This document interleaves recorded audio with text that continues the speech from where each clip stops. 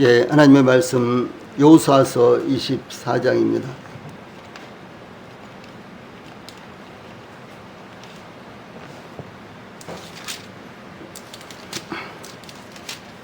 하나님의 말씀 여호수아서 24장 19절부터 22절까지 제가 봉독을 해드리겠습니다. 권 집사님, 저 뒤에 더우면은 선풍기를 켜죠? 괜찮아요?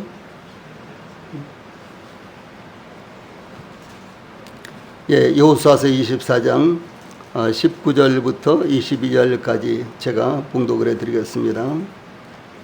여호수아가 백성에게 이르되 너희가 여호와를 능히 섬기지 못할 것은 그는 거룩하신 하나님이시요 질투하시는 하나님이시니 너희의 잘못과 죄들을 사하지 아니하실 것임이라. 만일 너희가 여호와를 버리고 이방 신들을 섬기면 너희에게 복을 내리신 후에라도 돌이켜 너희에게 재앙을 내리시고 너희를 멸하시리라 하니, 백성이 여호수아에게 말하되 아니니이다. 우리가 여호와를 섬기겠나이다 하는지라. 여호수아가 백성에게 이르되 너희가 여호와를 택하고 그를 섬기리라 하였으니 스스로 증인이 되었느니라 하니, 그들이 이르되 우리가 증인이 되었나이다 하더라. 아멘. 22절 말씀까지 봉독을 해드렸습니다. 오늘은 여호수아서 24장 19절로 22절 말씀을 통해서 신앙 고백의 증인, 이런 주제로 말씀을 드리겠습니다. 우리 모두가 다 하나님 앞에서 스스로 신앙 고백을 한 사람들이다, 그런 요지가 됩니다.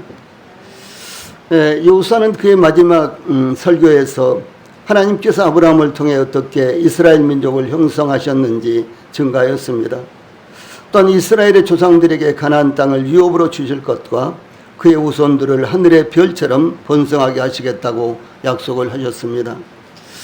뿐만 아니라 애굽에서 노예 생활을 하고 있던 이스라엘을 구원하시기 위해 애굽의 10가지의 재앙을 내려 이스라엘을 해방시키셨으며, 이스라엘이 가나안 땅으로 진입하는 길목을 막는 요단 동편의 두 민족과 가나안 땅의 7 족속을 물리치심으로 이스라엘의 조상들에게 약속하신 대로 가나안 땅을 이스라엘에게 기업으로 얻게 하셨습니다. 이와 같이 저희들에게 믿음의 시련이 있다든가 혹은 또 믿음의 갈등이 있다든가, 내지는 평상시에도 하나님께서 어떤 상황 가운데서 저희들을 구원하셨는지, 그리고 하나님께서 저희들을 구원하셔서 지금은 저희들이 어떤 위치에 있는지, 그리고 하나님께서 저희들을 위해서 무엇을 준비하고 계신지, 이와 같은 부분들을 자주 저희들이 살펴봐야 되는 것입니다. 그것이 계속해서 저희들이 소망 가운데서 하나님을 섬기게 하고, 시련과 갈등 가운데서도 오직 하나님을 바라보고 섬기게 할 수 있는 것입니다. 그러므로 여호수아는 이스라엘 백성들을 향해 만일 여호와를 섬기는 것이 너희에게 좋지 않게 보이거든 너희 조상들이 강 저쪽에서 섬기던 신들이든지 또는 너희가 거주하는 땅에 있는 아모리 족속의 신들이든지 너희가 섬길 자를 오늘 택하라. 오직 나와 내 집은 여호와를 섬기겠노라. 이렇게 고백했습니다.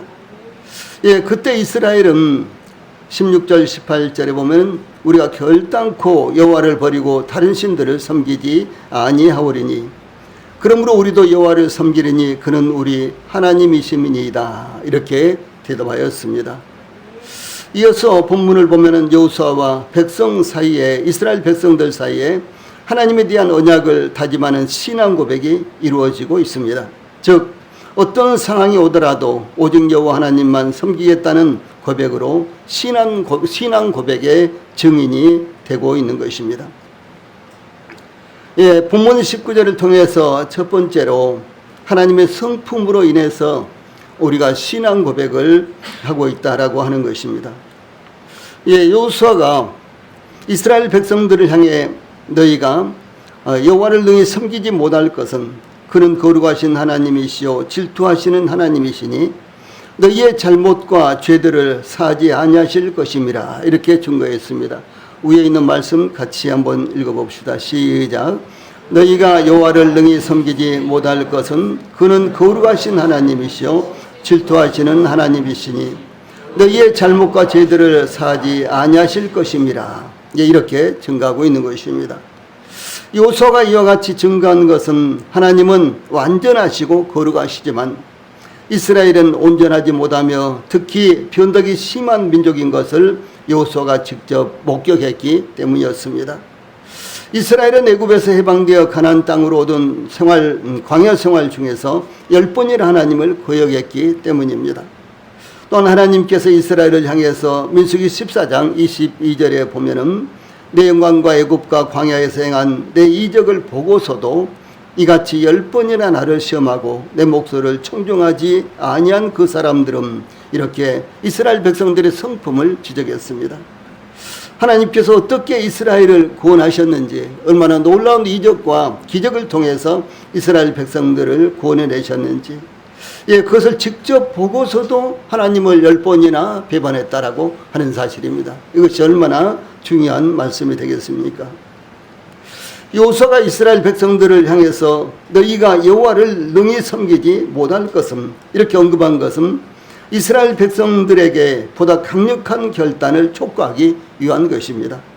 이것은 하나님만을 섬기는 것이 말처럼 그렇게 간단하게 하나님의 약속만을 누리고 하나님의 거룩하심에 비추어 살지 않는 것은 참된 신앙이 아니기 때문에 그렇습니다. 하나님의 약속의 말씀에서는 아멘 아멘 하지만은 실제로 하나님의 백성다운 삶을 살 때는 전혀 그렇게 살지 못하는 이와 같은 모습 때문에 그런 것입니다.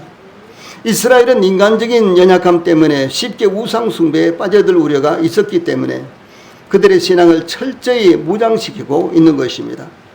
이스라엘은 애굽에 머물 때에도 애굽의 우상 숭배에 빠져들었으며 광야에서도 금송아지를 만들어 그것을 이스라엘을 애굽에서 인도하여 내신 하나님이라고 선포하고 그 앞에 경배하기도 했습니다. 또한 가나안 땅에 들어간 후에도 가나안 족속들이 섬기는 바알과 아세라를 하나님으로 섬겼습니다.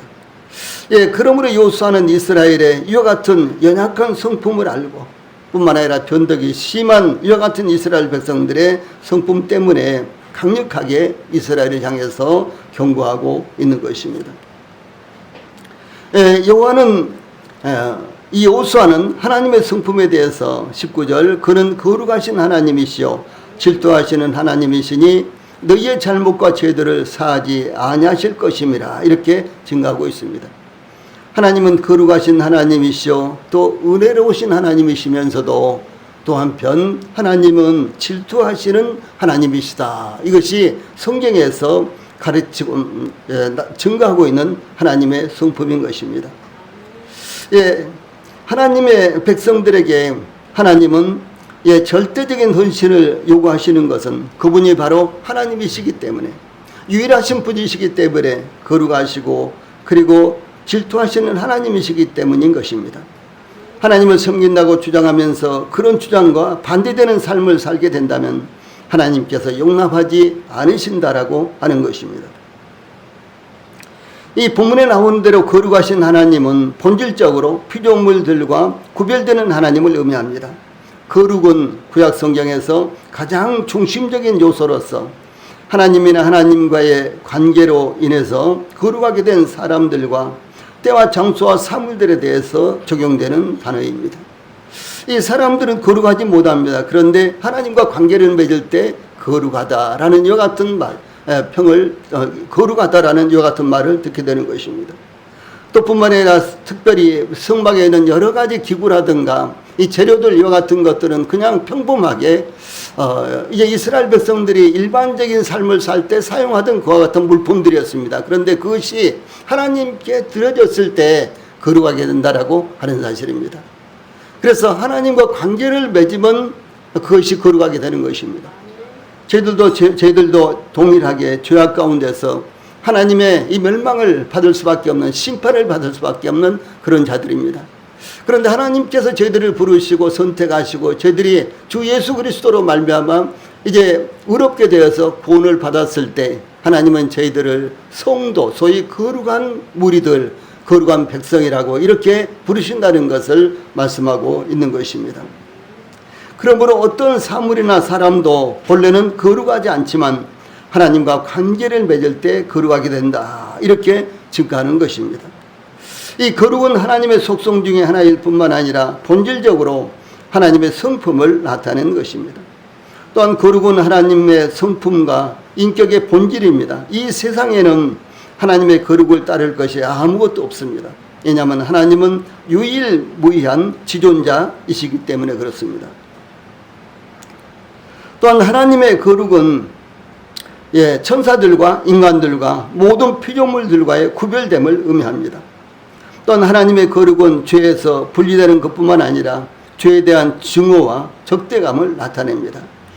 이 선지자 이사야는 하나님의 보좌 앞에서 스랍들이, 소위 천사들의 일종입니다. 스랍들은, 이 스랍들이 서로 불러 이르되 거룩하다 거룩하다 거룩하다 만군의 여호와여 그의 영광이 온 땅에 충만하도다, 이렇게 찬양하는 모습을 볼 때에 이사야서 60장 5절에 보면은 그때에 내가 말하되 화로다 나여 망하게 되었도다. 나는 입술이 부정한 사람이요 나는 입술이 부정한 백성 중에 거하면서 만군의 여호와이신 왕을 배웠음이로다, 이렇게 고백했습니다. 이 하나님의 거룩하심 앞에서 비로소 이사야는 자신의 죄악됨을 깨달았다라고 이렇게 고백하고 있는 것입니다. 또 한편으로 하나님은 질투하신 하나님이십니다. 이 질투하신 하나님은 하나님 이외에 다른 신을 절대 허락하지 않으시는 분이시므로 다른 무엇을 하나님으로 섬길 경우 용납하지 않으시는 것을 의미합니다. 하나님께서 이스라엘을 애굽에서 인도하여 내실 때 10가지 재앙으로 애굽을 쳤는데 그 10가지 재앙 모두가 다 애굽인들이 신으로 숭배하는 것들이었습니다. 애굽인들이 자기들의 아내를 위해서 신들로 섬기는 것들인데 그것이 애굽 사람들에게 오히려 재앙이 되었다라고 하는 사실을 말하는 것입니다. 이 바빌론은 우상 숭배로 인해서 멸망당하였습니다. 이 바벨론은 지금도 세계 7대 불가사의 가운데 하나입니다. 그 정도로 대단한 제국이었습니다. 그런데도 불구하고 이 바벨론이 멸망당한 것은 우상 숭배 때문이었습니다. 이스라엘도 우상 숭배에 빠지자 하나님께서 그들을 멸망시키셨습니다.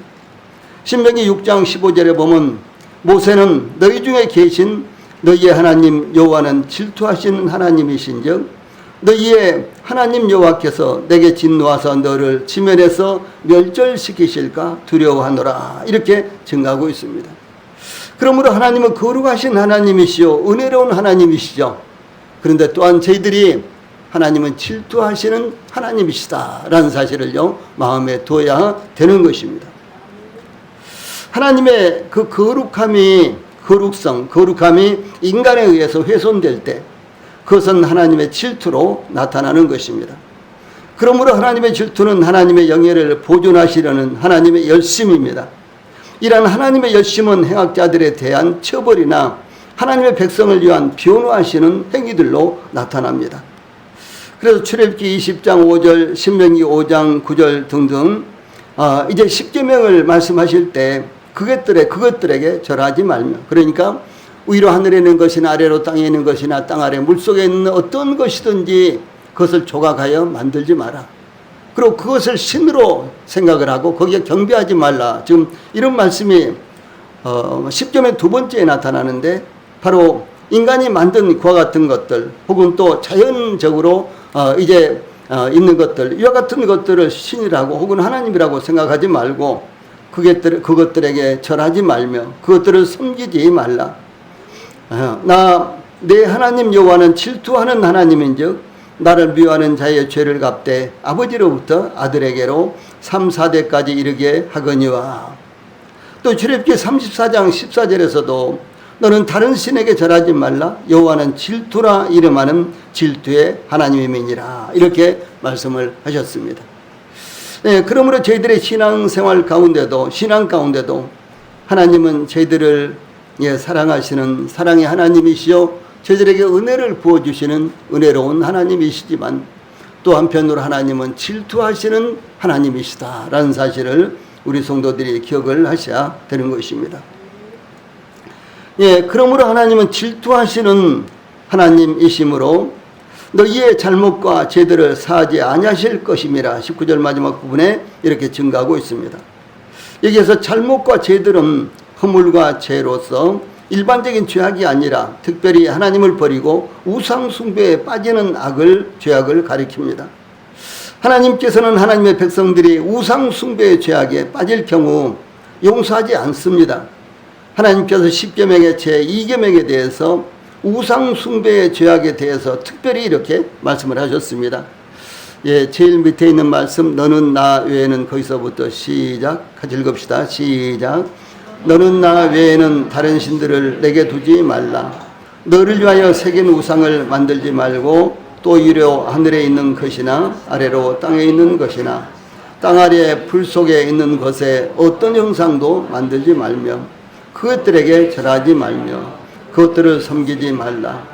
나 내 하나님 여호와는 질투하는 하나님인즉 나를 미워하는 자의 죄를 갚되 아버지로부터 아들에게로 3, 4대까지 이르게 하거니와 나를 사랑하고 내 계명을 지키는 자에게는 1000대까지 은혜를 베푸느니라. 이렇게 말씀하셨습니다. 저 힌두교 이와 같은 국가들, 인도라든가 혹은 또 네팔 같은 나라에 가면은 그야말로 네팔은 인구가 3,300명인데 그들이 섬기는 신은 3억 개라고 합니다. 예, 그렇게 무수한 이루 헤아릴 수 없이 많은 이와 같은 우상들이 있습니다. 예, 인도에도 수도 없이 많은 사원들이, 각종 사원들이 있고요. 각종 신들이 여기저기에 그야말로 난잡하게 이에 세워져 있습니다. 일본만 가도 그야말로 이 모든 동물들을 다 신이라고 이렇게 여기고요. 여기저기 다녀보면은 이제 신을, 그 신의 그러니까 동물의 형상들을 만들어 놓고 혹은 또 파충류라든가 그러니까 뱀이라든가 개구리라든가 이런 것들이죠. 이런 파충류라든가 혹은 어떤 벌레들의 형상을 만들어 놓고 거기에 이제 제사를 지내고 그것을 섬기는 이와 같은 풍습들이 있는 것을 볼 수가 있습니다. 그래서 일본을 여행하다 보면은 쉽게 이와 같은 것들은, 교회는 그야말로 한나절 내에 이 신간선을 타고 가도 교회가 안 보여요. 그런데 그와 같은 신전, 이제 우상을 숭배하는 이와 같은 것들은요, 여기저기 이렇게 널려 있는 것들을 볼 수가 있습니다. 그래서 그것이 무엇이든지 간에 그것을 만들거나 그리고 그것을 섬기거나 경배하거나 그래서는 안 된다라고 이렇게 가르치고 있는 것입니다. 그러므로 우리 성도들도 우상 숭배에 대해서 강력한 경고를 받아야 되는 것입니다. 물론 우리 성도들이 우상을 숭배한다든가 뭐 그런 일은 없겠죠. 그런데 이제 뭐 직장 생활하면서 내지는 사회생활 하면서 혹은 가정생활 하면서 불신자들과 이렇게 부딪혔을 때 그와 같은 문제가 굉장히 시험이 될 수도 있습니다. 그러나 우리는 구원받은 하나님의 자녀로서 이제 이와 같은 부분에 대해서 강력하게 이제 경고를 받고 그리고 이제 절대로 그것들을 섬겨서는 안 되는 것입니다. 혹시 그것이 일순간이고 뭐 순간적이고 그런다고 할지라도 그와 같은 시험에 우리 성도들이 빠져서는 안 되는 것입니다. 다음 여기 20절과 21절에는 우상 숭배에 대해서 경계하고 있습니다. 이어서 여호수아는 만일 너희가 여호와를 버리고 이방 신들을 섬기면 너희에게 복을 내리신 후에라도 돌이켜 너희에게 재앙을 내리시고 너희를 멸하시리라. 이렇게 아주 강력하게 경고하고 있습니다. 다른 신들을 섬기는 것은 여호와 하나님을 버리는 것이며 여호와 하나님을 섬기는 것은 다른 신들을 버리는 것입니다. 그러므로 여호수아는 백성들을 향해서 만일 여호와를 섬기는 것이 너희에게 좋지 않게 보이거든 너희 조상들이 강 저쪽에서 섬기던 신들이든지 또는 너희가 거주하는 땅에 있는 아무리 족속의 신들이든지 너희가 섬길 자를 오늘 택하라. 오직 나와 내 집은 여호와를 섬기겠노라. 이렇게 증가하고 있습니다. 그러므로 여호수아가 이와 같이 이스라엘 백성들에게 강하게 권면하는 것은 이스라엘 백성의 신앙적 결단이 결코 변해서는 안 된다는 사실을 강조하기 위한 것이었습니다. 이와 같이 이스라엘이 하나님으로부터 기업으로 받은 가나안 땅은 우상 숭배의 영향을 오래도록 받아왔던 지역이기 때문이었습니다. 이스라엘이 정복한 가나안 땅에는 이방의 우상 숭배의 문화가 뿌리 깊게 잠재 있었습니다. 그러므로 이스라엘 백성들은 언제 어디서든 우상 숭배의 올무와 덫으로 작용할 소지가 충분하게 있었던 것입니다. 다시 말해서 이스라엘 백성들이 들어가서 이제 기업을 얻어서 그들이 살고 있는 가나안 땅은 어디서든지 이스라엘 백성들을 우상 숭배의 올무와 덫에 걸릴 수 있는 그 같은 환경들이 널려 있었다라고 하는 사실입니다. 우리나라도 살펴보면은 수천 년 동안 우리의 조상들이 우상을 숭배하였기 때문에 지금도 그러한 흔적들이 우리 주변에는 수없이 많이 있습니다. 우리는 전혀 무엇인지 전혀 알지 못하고 그런 환경 가운데서 자라왔습니다. 그래서 어른들이 하면은 저희들도 따라서 우상을 숭배했고, 또 그와 같은 것들이 만약에 저희들의 운명이라든가 저희들의 어떤 미래를 결정하는 것처럼 저희들이 그렇게 생각을 하면서 살아왔기 때문에 이와 같은 영향 속에서 저희들이 자라고, 그리고 지금도 그런 가운데서 살고 있는 것입니다. 성일 명절과 추석뿐만 아니라 우리나라의 24절기는 우리나라의 고유한 무속신앙과 연계되어 있습니다. 우리나라의 무속신앙은 고조선 시대부터 이어져 온 고유 민속 종교로 이 과거에는 우리나라 국민들의 삶을 지배하여 왔습니다. 무속신앙은 구설하고 점을 치는 것으로부터 무당을 매개로 신과 인간을 연결하며 개인의 안녕과 질병 치료, 또 풍요를 기원하는 국가 고사 등으로 발전해 왔습니다. 이 무속신앙은 하늘의 천신, 산신, 용왕, 가신, 즉 이 성주신과 조왕신 등 이 다양한 자연물과 정령을 섬기는 종교입니다. 그러므로 오늘과 같이 밝은 세상에서도 점쟁이나 역술인에게 기륭의 점을 보고 묻는 것을 젊은이들까지도 서슴없이 받아들이고 있으며, 우리나라 어디서든지 명리학, 주역, 관상, 타로 등 다양한 점술가들이 아주 널려 있는 것을 보게 됩니다. 그러므로 우리 성도들은 재미나 혹은 장난 삼아서도 이와 같은 일에 빠져들어서는 안 되는 것입니다. 여호수아가 하나님은 이 질투하는 하나님이시므로 만일 너희가 여호와를 버리고 이방 신들을 섬기면 너희에게 복을 내리신 후에라도 돌이켜 너희에게 재앙을 내리시고 너희를 멸하시리라, 이렇게 강력하게 경고했습니다. 이스라엘 백성들은 하나님께서 선택하신 아브라함의 후손들입니다. 이스라엘 백성들이 애굽에서 하나님의 놀라운 이적으로 말미암아 이제 해방되었지만, 그러나 이제 광야에서 그들이 불순종하다가 하나님으로부터 이제 징계를 당했고, 애굽에서 이제 해방된 사람 백성들 가운데 20세 이상 된 사람 약 60만 명 이상이었죠. 60만 명 이상이 광야에서 모두 다 멸망을 당한 후에 이제 새롭게 이루어진 그 세대만이 이제 가나안 땅으로 진입할 수가 있었던 것입니다. 그래서 여호수아가 지적한 만일 너희가 여호와를 버리고 이방신들을 섬기면 해서, 이방신들은 우상 숭배를 의미합니다. 이스라엘은 조상 때부터 이방 신상을 소유하거나 숭배하고 있었습니다. 이 야곱의 딸 디나의 사건으로 창세기 34장에 있는 사건이죠.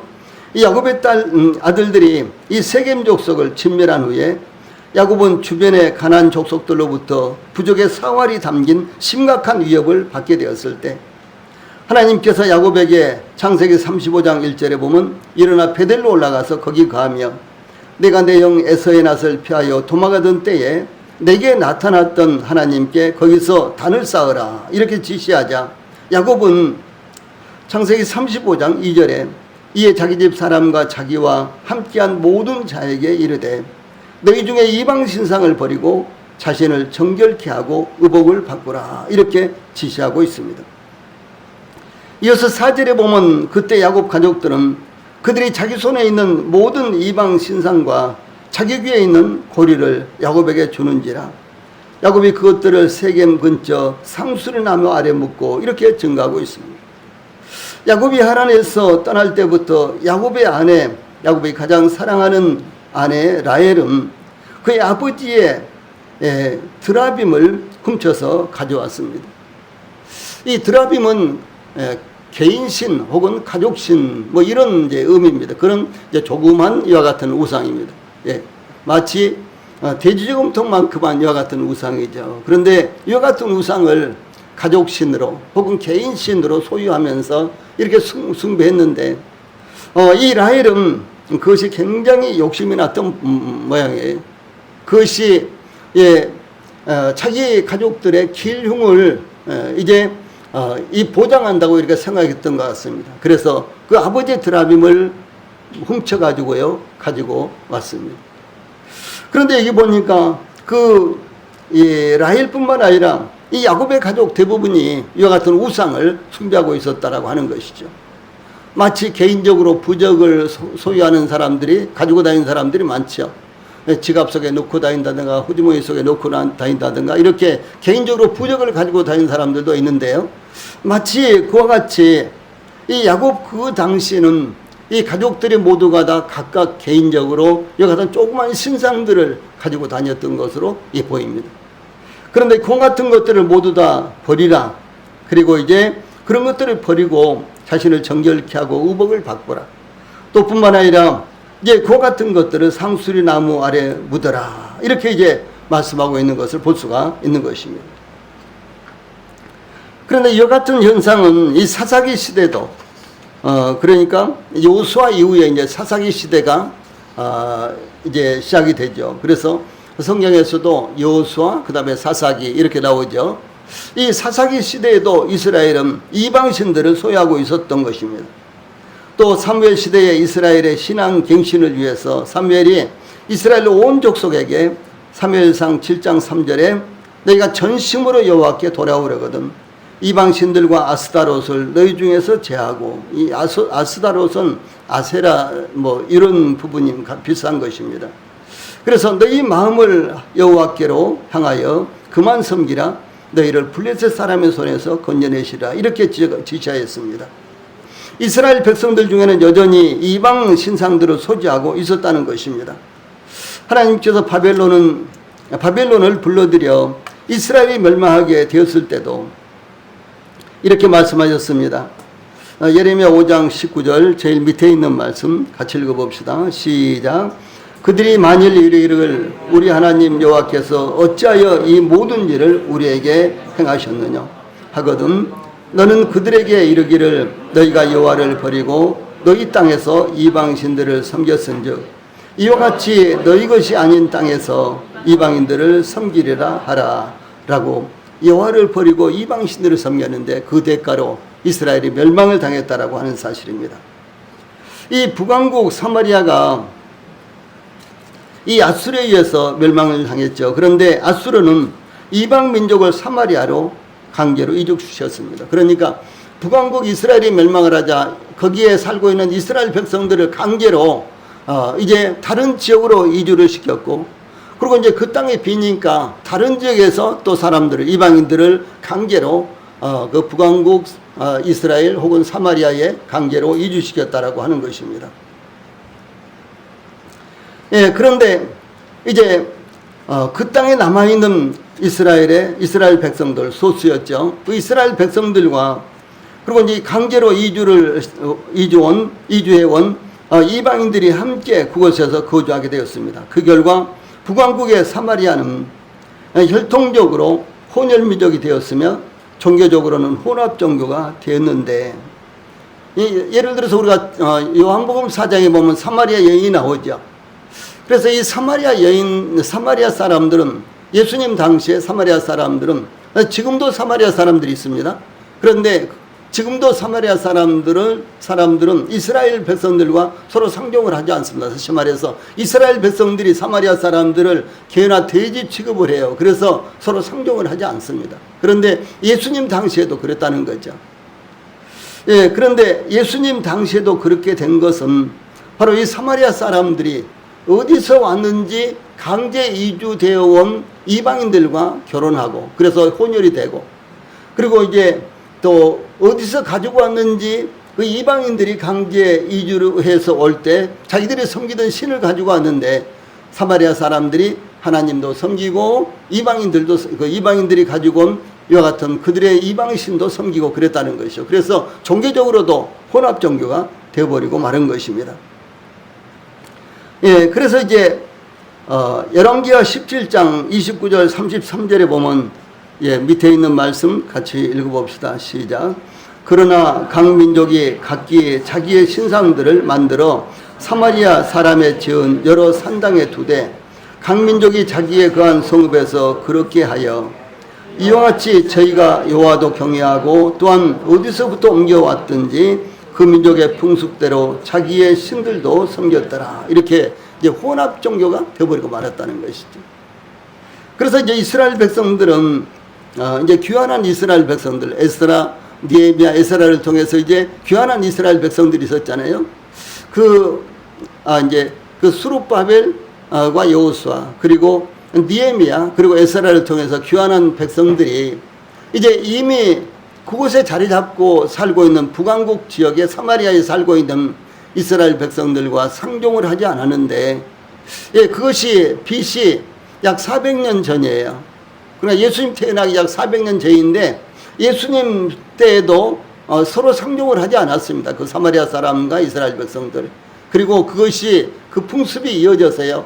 오늘날 2000년이 지났잖아요. 그런데 지금도 역시 사마리아 사람들과 유대인들과는 서로 상종을 하지 않는다는 거예요. 그래서 이 사마리아 사람들과 상종을 하지 않는 것이 그들이 혈통적으로도 이제 혼합이 됐고 혼혈족이 됐고 그리고 이제 종교적으로도 그들이 혼합 종교가 되어버렸기 때문에 이스라엘 백성들이 그들을 배척하고 있는 것입니다. 그러므로 가나안 땅을 정복하고 그 땅을 기업으로 받은 이스라엘은 그 땅에 아직도 남아있는 가나안 족속들과 우상 숭배의 유물들 속에서 하나님을 섬기든지 다른 신들을 섬기든지 선택해야만 되었습니다. 이와 같은 상황에서 백성들은 여호수아를 향해서 아니니이다, 우리가 다른 이방 신들을 버리고 여호와를 섬기겠나이다, 이렇게 대답한 것입니다. 이 백성들의 이 대답은 이스라엘을 하나님의 백성으로 받아주신 하나님께 대한 분명한 충성심을 확인한 것입니다. 이스라엘 백성들의 이와 같은 대답은 여호수아가 이스라엘에 대한 의구심을 갖고 질문한 것에 대한 여호수아의 우려를 완전히 불식시키면서 다시 한번 굳게 여호와 신앙을 다짐하는 대답이었습니다. 이스라엘의 역사상 이와 같이 백성들이 굳게 뭉친 신앙 열기를 가졌던 때가 드물었습니다. 그러므로 우리 성도들도 오직 우리가 하나님만을 섬기겠다고 고백함으로 하나님에 대한 우리의 신앙을 굳게 해야 하는 것입니다. 세 번째로 22절에는 신앙의 증인이 나와 있습니다. 이스라엘 백성들이 아니니이다, 우리가 여호와를 섬기겠나이다 라고 대답하였지만 여호수아는 이 백성들의 맹세만으로 만족하지 못했던 것입니다. 인간의 순간적인 결단은 쉽게 바뀌기 때문인 것입니다. 더구나 가나안 땅에는 이방 종교의 풍습이 뿌리 깊게 산재해 있었으므로 이스라엘이 기업으로 받은 땅에서 언제든지 우상 숭배의 유혹과 위협이 작용하였기 때문입니다. 그러므로 여호수아는 불순종에 따른 저주에 대해서 경고하면서 맹세의 신중성을 강조했습니다. 더 나아가 여호수아는 백성들의 결단에 대해 그들 스스로가 증인이 되었다는 것에 대해서 너희가 여호와를 택하고 그를 섬기리라 하였으니 스스로 증인이 되었느니라, 이렇게 신앙의 증인이 된 것에 대해서 선포했습니다. 이 증인이라는 것은 증거인으로서 어떤 사실이나 사건에 대해 직접 경험하였거나 알고 있는 것을 증명하는 사람을 가리킵니다. 그러므로 저희들도 동일하게 저희들의 신앙에 대한 증인이 바로 저희 자신들이다 라고 하는 사실을 지금 여기서 말씀하고 있는 것입니다. 사도 바울은 이렇게 증거했어요. 위에 있는 말씀 먼저 읽읍시다. 시작. 내가 그의 아들의 복음 안에서 내 심령으로 섬기는 하나님이 나의 증인이 되시거니와 항상 내 기도에 쉬지 않고 너희를 말하며, 그 다음에 말씀 시작. 내가 예수 그리스도의 심장으로 너희 물을 어떻게 사모하는지 하나님이 내 증인이시니라. 이렇게 하나님의 그의 섬김에 대한 하나님을 그가 섬기고 있는 것에 대한 증인이라고 이렇게 밝히고 있는 것입니다. 동일하게 저희들도 저희들이 하나님을 믿는 것에 대해서 하나님을 어떻게 섬기고 있는 것에 대해서 1차적으로는 하나님이 저희의 증인들입니다. 그런데 뿐만 아니라 저희들 자신들도 양심적으로요, 솔직하게 저희들이 증인 아닙니까? 아무도 몰라도 그래도 저희들은 알고 있는 것입니다. 이와 같이 이스라엘 백성들이 여호수아의 강요에 의해서 고백한 것이 아니라 그들 스스로의 경험과 목격한 것을 통해 하나님만을 섬기겠다고 고백한 것에 대한 증인이 되었다는 것을 말합니다. 그러므로 그때 백성들은 우리가 증인이 되었나이다 이렇게 고백을 했습니다.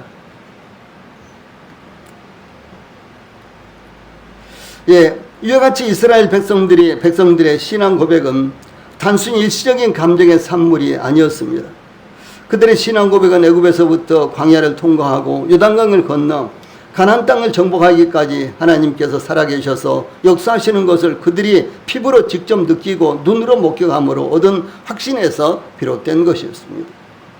이와 같이 우리가 예수 그리스도를 믿는 믿음은 감정이 아니라 살아있고 항상 있으며 불변하는 하나님의 말씀과 우리가 믿음 가운데서 예수님을 직접 체험하고 그분과 인격적인 교제를 나눈 확신에서 비롯된 것입니다. 그러므로 단순히 감정에 빠진다거나 설득을 당하는 신앙은 일시적이며 끝내는 포기하게 되는 것입니다. 그래서 저희들이 이제 구원 간증을 드릴 때 혹시 감정적인지 느낌인지 이와 같은 것들을 면밀하게 살펴보고 있는 것입니다. 정말 하나님과의 인격적인 관계가 이루어져서 구원받았다고 하는 것인지 아니면 단순한 감정인지 이와 같은 것을 우리가 면밀하게 살펴보는 것은 비록 구원받았다고 그야말로 대단히 좋아하고 그렇지만은 이제 세월이 지나고 보면 감정적으로 받아들였을 때 그 감정은 오래가지 못하더라는 것이죠. 그래서 신앙은 감정이 아니라 하나님의 말씀에 확실하게 뿌리를 둔 저희들의 믿음이다라고 하는 사실입니다. 여호수아가 이스라엘 백성들에게 만일 너희가 여호와를 버리고 이방 신들을 섬기면 너희에게 복을 내리신 후에라도 돌이켜 너희에게 재앙을 내리시고 너희를 멸하시리라. 이런 말씀에 따라서 이스라엘 백성들은 아니니이다. 우리가 여호와를 섬기겠나이다. 이렇게 고백을 했습니다. 이스라엘 백성들의 이와 같은 고백은 종교적 혼합을 당연시하며 그것을 합리화하는 우리 시대에 우리도 단호하게 그렇게 고백해야 되는 것입니다. 지금은 이제 종교적인 이와 같은 혼합 그것을 합리화하고 당연시하는 시대인데 그것을 배척하면 오히려 이제 그것이 비난을 받는 그와 같은 시대에 우리는 살고 있습니다.